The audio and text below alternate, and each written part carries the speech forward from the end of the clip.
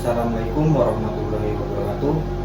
Perkenalkan, nama saya Oki Adi Saputra dari kelompok 1 angkatan 15. Di sini saya akan melakukan podcast bersama senior saya, di samping saya Pak Adi. Izin Pak melakukan podcast Pak? Ya. Baik. Baik, di sini saya akan langsung melakukan pertanyaan kepada Pak Adi. Ya. Pertanyaan yang pertama Pak, Siap. bagaimana cara Bapak menenangkan keluarga korban yang panik di saat melapor Pak? Kita tenangkan dulu. Kita dari cara bicara kita, intonasi, nada, cara gestur kita, sikap kita, ada korban kita tenangkan dulu. Setenang mungkin baru biar dia laporannya itu jelas gitu, biar nggak setengah-setengah, biar tenang dulu baru dia cerita. Seperti itu kalau terus. Pertanyaan selanjutnya Pak, bagaimana pengalaman pertama kali Bapak dulu saat terjun operasi? Pengalaman pertama kali evakuasi korban itu di daerah Madura ya, kapal pecah, terus evakuasi korban yang sudah hampir 3 hari. Jadi kalau misalnya korbannya 60, dia itu sampai menggelembung 3 kalinya. Jadi pertama itu agak ya campur aduk ya, agak kan maaf ya kan pertama kali pegang mayat atau jenazah, jadi ya seru juga, deg-degan ya, seperti itulah Bang Agus.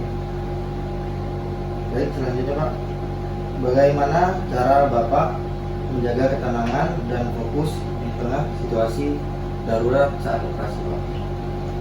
Untuk menjaga ketenangan kita harus sabar yang pertama ya.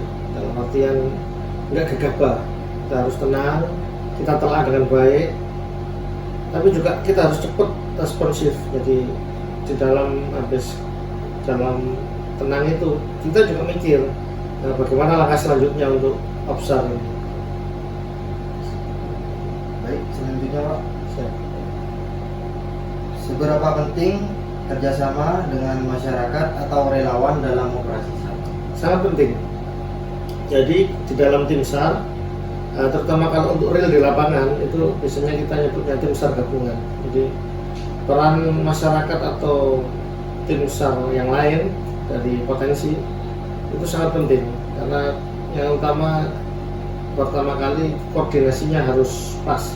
Dalam artian koordinasi harus pas itu harus menyampaikan dengan gamblang, dan istilahnya kalau kita di tim SAR gabungan, semakin banyak yang gabung semakin cepat kerja kita, semakin kompak lah kan tim, jadi semakin banyak semakin efisiensinya cepat gitu di dalam kerja di lapangan. Itu pertanyaan terakhir nih Pak, menurut Bapak seberapa penting menyesuaikan diri dengan perkembangan teknologi SAR terbaru? Sangat penting sekali, karena misalnya kalau dulu sebelum ada drone kita susah untuk searching korban, salah satunya drone. Drone itu sekarang bukan hanya untuk mencari korban, juga ada drone yang besar untuk bawa alat. Jadi misalnya korbannya di tengah laut, drone yang besar kita pakai, kita lempar pelampung itu, yang itu dikasih tali. Nah, begitu kita lempar pas korban, kita tinggal tarik talinya. Seperti itu kurang lebih.